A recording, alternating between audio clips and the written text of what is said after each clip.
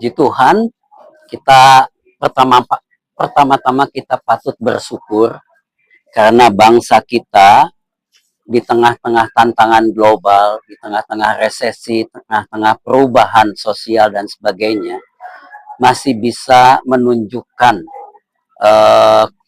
ketahanan moral di bangsa kita, sehingga indeks yang disebut indeks kerukunan umat beragama di Indonesia ini bisa meningkat justru di masa-masa sulit setelah pandemi, setelah banyak kejadian-kejadian di mana di dunia sedang terjadi penurunan indeks, kalau disebut indeks kerukunan itu.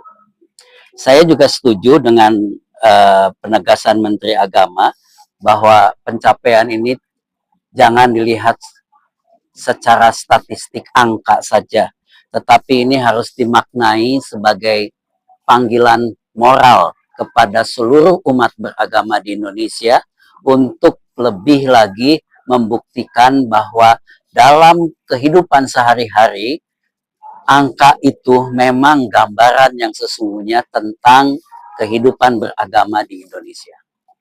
Nah, di sisi lain nih, Kepala Badan Moderasi Beragama dan Pengembangan Sumber Daya Manusia Kemenak Muhammad Ali menyampaikan bahwa kerukunan umat beragama dalam supaya ini didefinisikan sebagai kondisi hubungan umat beragama yang toleran, setara dalam menjalankan agama serta keberagaman dalam membangun masyarakat bangsa dan negara berdasarkan Pancasila Undang-Undang Dasar 45. Pandangan Pak Mu sendiri?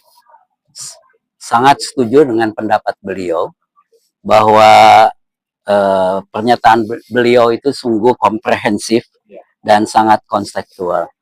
Kerukunan beragama di Indonesia tidak dipahami secara sempit, tetapi sebagai, ya artinya secara sempit itu bahwa di Indonesia nggak ada konflik gitu kan, nggak ada masalah intoleran dan sebagainya, tapi dilihat bahwa di Indonesia toleransi beragama itu masih ada dan setara dan bekerja bersama-sama dalam membangun bangsa ini.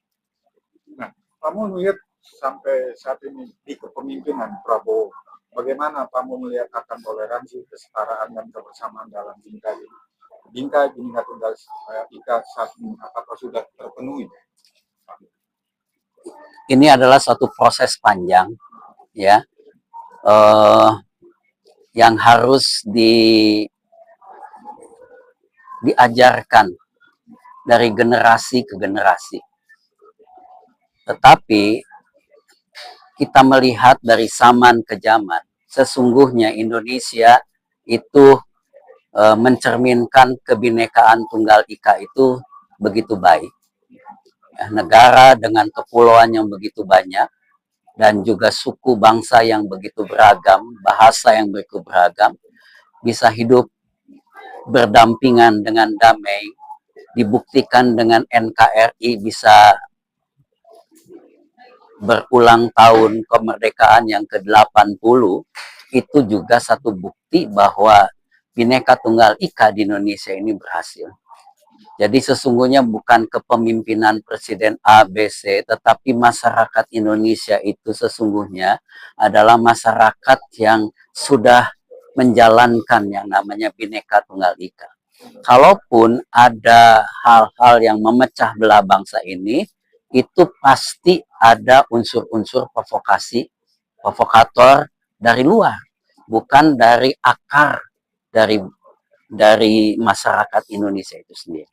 Nah, menurut Menteri Agama kembali nih Prof, bahwa tantangan masa depan umat beragama bukan hanya menjaga harmoni, tetapi memastikan nilai-nilai agama hadir dalam substantif dalam pembangunan peradaban yang adil, damai, dan berkeadaban. Pandangan kamu untuk ya, saya seharusnya begitu. Agama itu harusnya menjadi solusi moral bagi persoalan bangsa ini. Solusi moral terhadap korupsi, ketidakadilan sosial, krisis lingkungan, dan degradasi etika publik yang banyak. Jadi jangan sampai agama itu justru menjadi sumber konflik. Jadi saya sependapat dengan Bapak Menteri Agama. Sependapat. Nah, di tahun 2025 ini para pemuka agama dan pemerintah menekankan nih, kerukunan beragama bukan hanya soal angka nih, Bro. Kamu tadi katakan, tapi kedalaman iman dan moderasi melalui penguatan toleransi, partisipasi sosial lintas iman. Nah, pandangan Prof. Kamu sendiri, terutama dalam menjaga batas-batas kebersamaan sosial dan perbedaan teologis, Prof. Kamu Yang pertama, penguatan moderasi beragama berbasis kedalaman iman itu harus diteruskan, dan itu harus menjadi sesuatu yang dimengerti oleh seluruh lapisan masyarakat. Yang kedua, harapan kami adalah kolaborasi lintas iman yang lebih konkret, ya, yang kelihatan bukan hanya di seminar-seminar, bukan hanya di ceramah-ceramah, terutama dalam isu-isu yang selalu ada di mana saja, kemiskinan, bencana, keadilan sosial. Ya. Yang ketiga, kebijaksanaan publik yang berdasarkan bukan perasaan atau opini, tetapi berbasis data, termasuk pemanfaatan apa yang tadi disebut IKUB itu digunakan untuk mencapai sasarannya. Keempat, penegasan batas yang sehat antara kebersamaan sosial dan perbedaan teologis, sehingga dialog itu berjalan dengan jujur tanpa mencampur adukan hal-hal atau opini sepihak.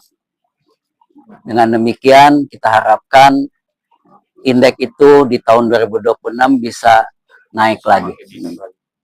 Nah, terakhir, Pak Mul, apa harapan dan keinginan Pak Mul di 2026 untuk pemuka agama, terutama Kementerian Agama, agar masalah toleransi, masalah kerukunan umat beragama semakin meningkat dan semakin erat di dalam Bhinneka Tunggal Ika?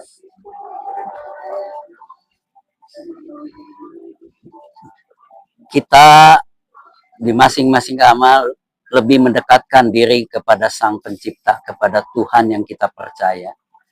Kita harus lebih lagi menjalankan ajaran-ajarannya dengan murni, dan kita meningkatkan yang disebut moderasi, toleransi beragama, dan antara pemerintah dengan pemuka-pemuka agama itu harus terjalin juga satu kerjasama yang baik, sehingga menjadi satu kesatuan untuk mencapai Indonesia yang adil dan makmur. Kita percaya bahwa kalau kita bisa bergandengan tangan menghadapi masalah-masalah ke depan, Indonesia akan terus bisa berdiri dan boleh menjadi berkat bagi bangsa-bangsa. Ucapan Pak Mul untuk Natal dan Tahun Baru. Ya, saya pribadi, keluarga, dan juga gereja kami, Gereja Sidang Pantekosta Indonesia, mengucapkan selamat Hari Natal 25 Desember 2025 dan selamat Tahun Baru 1 Januari 2026. Tetap semangat dan selalu mengucap syukur dalam segala keadaan, karena kita percaya Immanuel, bahwa Tuhan tidak pernah meninggalkan kita. Dia akan menyertai kita. Terpujilah nama Tuhan. Haleluya. Amin.